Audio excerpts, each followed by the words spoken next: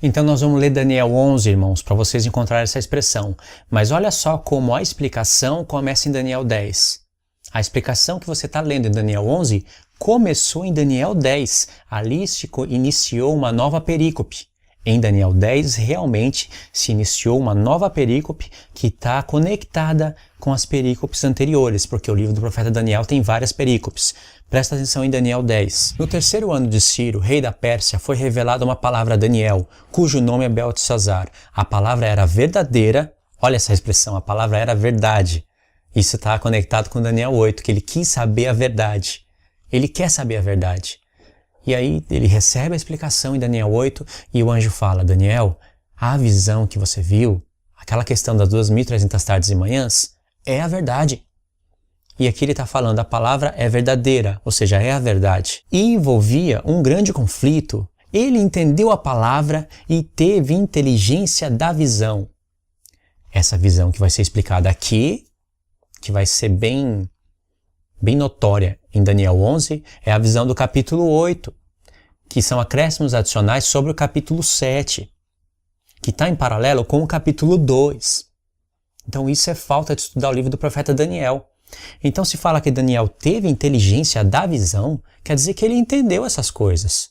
Só que como Deus ampliou a revelação na explicação, falando de 1.290 dias e 1.335 dias, aí Daniel ficou perdido. Aí sim, as palavras do livro, essas, estão seladas, porque até aqui ele diz que teve inteligência da visão. Mas aí ele vai explicar como que foi a quarta visão. Aí no verso 2, ele fala assim, naqueles dias, eu, Daniel, pranteei durante 3 semanas, manjar desejável não comi, nem carne, nem vinho entraram na minha boca, nem me ungi com óleo algum, até que se passaram 3 semanas inteiras. No dia 24 do primeiro mês, estando eu à borda do grande rio Tigre, olha Deus dando direções para o nosso futuro.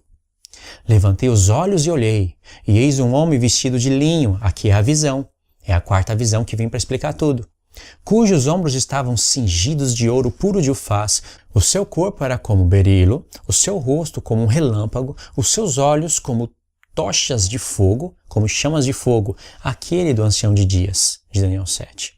Os seus braços e os seus pés brilhavam como bronze polido. É assim que o Senhor Jesus se apresenta em Apocalipse 1, com os olhos como chama de fogo, cabelos brancos como a neve, os seus braços, as suas pernas como bronze polido.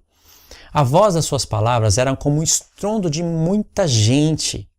Em Apocalipse 1, a voz de Jesus, muitas águas. Agora o verso 7. Só eu, Daniel, tive aquela visão, os homens que estavam comigo nada viram, não obstante caiu sobre eles um temor, e fugiram e se esconderam. Fiquei, pois, eu só, e contemplei essa grande visão. Não me restou força em mim. Continuando daqui, irmãos. O meu rosto mudou-se de cor e se desfigurou. Não retive força alguma. Contudo, ouvi a voz das suas palavras, e ouvindo-a, caí sem sentidos, com o rosto em terra. Aí vem o verso 10. Verso 10. Eis que certa mão me tocou, sacudiu-me e me pôs sobre os meus joelhos e as palmas das minhas mãos. Ele me disse, Daniel, homem muito amado, atenta às palavras que eu vou te dizer, levanta-te sobre os seus pés, porque eis que te sou enviado. Ao falar ele comigo, esta palavra eu me pus de pé tremendo. Então me disse, não temas, Daniel, porque desde o primeiro dia em que aplicaste o coração a compreender a visão, que no final do capítulo 8 ele falou, não tem quem entenda essa visão. Mesmo com a explicação que foi dada, porque ele entendeu parcialmente.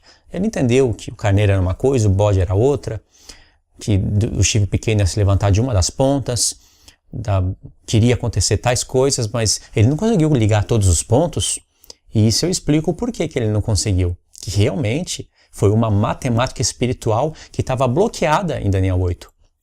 Ela foi desbloqueada em Daniel 9. Só que em Daniel 9 faltaram algumas peças para ele compreender a visão. Por causa da explicação das 70 semanas, ele não conseguiu ligar as 70 semanas com as 2.300 tardes e manhãs. Os fatos não estavam batendo. Então ele foi buscar a Deus para entender a visão. Por isso que eu estou lendo esse contexto. Aí no verso 12 diz: então me disse, não temas, Daniel, porque desde o primeiro dia em que aplicaste o coração a compreender e a humilhar-te perante o teu Deus, foram ouvidas as tuas palavras. Por aqui, continuando aqui, e por causa das tuas palavras é que eu vim. Mas o príncipe do reino da Pérsia me resistiu por 21 dias. Porém Miguel, um dos primeiros príncipes, veio para ajudar-me, e eu obtive vitória sobre os reis da Pérsia. Agora vim para fazer-te entendido o que há de suceder com o teu povo nos últimos dias. Olha essa expressão. Quando Daniel estava recebendo a revelação da visão do capítulo 2, aquela pedra que bate nos pés da estátua, o que aconteceu ali? Daniel falou para Nabucodonosor, o Deus do céu que revela mistérios, mostrou para o rei o que há de suceder nos últimos dias. E aí, irmãos, vamos para Daniel 11. Eu li Daniel 10 porque parece que não existe Daniel 10 na Bíblia.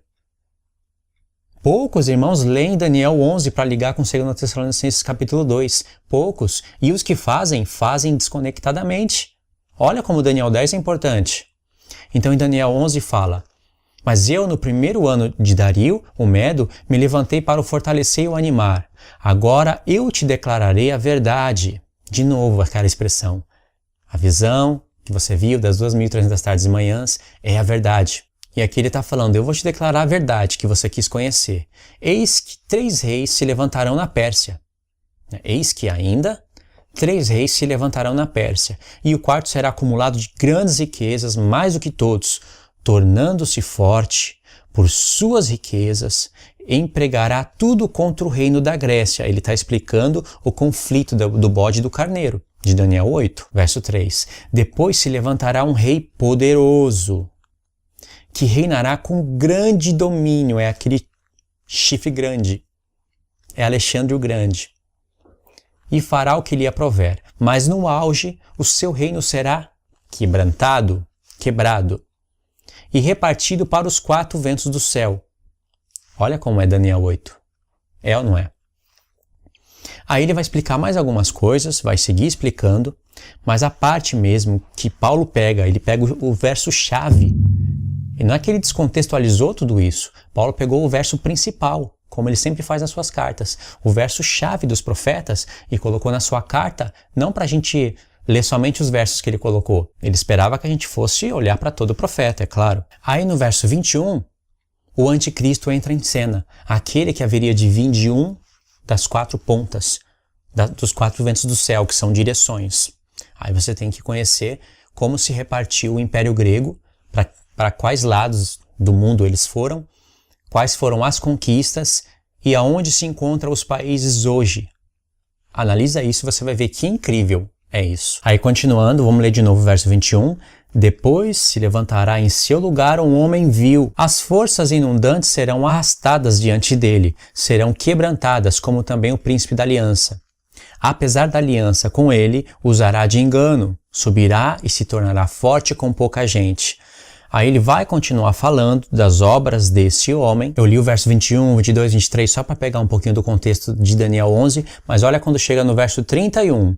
Aqui está a ligação direta com Daniel 8 e o que aparece na carta do apóstolo Paulo. Olha como é complexo, irmãos. Por isso que o apóstolo Paulo tem que falar, lembra que quando eu estava convosco eu ensinava todas essas coisas? Agora vós sabeis o que eu detenho. Porque era bem complexo. Dele sairão forças que profanarão o santuário. Esse é o anticristo. A fortaleza nossa. E tirarão o sacrifício contínuo, diário, estabelecendo a abominação desoladora. Daniel 8. Da onde Paulo tirou que primeiro tem que vir a apostasia? Olha para o verso 32. Verso 32. Aos violadores da aliança, ele, com lisonjas, perverterá a apostasia. Mas o povo que conhece o seu Deus se tornará forte e ativo. Os sábios entre o povo ensinarão a muitos, todavia cairão pela espada, pelo fogo, pelo cativeiro, pelo roubo, por algum tempo. Grande tribulação. Olha o verso 36. Este rei fará segundo a sua vontade e se levantará e se engrandecerá sobre todo Deus. Aqui que Paulo fala, tudo que se chama Deus ou se adora. E contra quem mais ele vai se levantar, que é o interesse principal dele? Contra o Deus dos deuses. Falará coisas incríveis. Essa é a boca arrogante do chifre pequeno de Daniel 7, que é o mesmo de Daniel 8.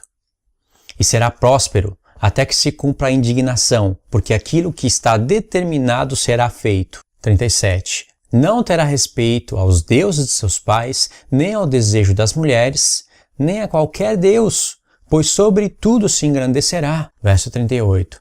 Mas ao lugar dos deuses, honrará o Deus das fortalezas, um Deus que seus pais não conheceram, honrará com ouro, com prata, com pedras preciosas e com coisas agradáveis, com o auxílio de um Deus estranho. Agirá contra as poderosas fortalezas. Tudo que está aqui, irmãos, é o que Paulo entendeu e colocou na sua carta, que ele se levanta com poder e prodígios de Satanás. Esse Deus estranho aqui aparece em outros profetas. Então são vários profetas. Agora você vê, irmãos, que esse chifre pequeno aqui é o mesmo de Daniel 7. Foi falado em Daniel 9. Em Daniel 9, um dos objetivos de Daniel 9, explicando as 70 semanas, é conectar a visão do capítulo 2, do capítulo 7, principalmente com a do capítulo 8. São acréscimos adicionais.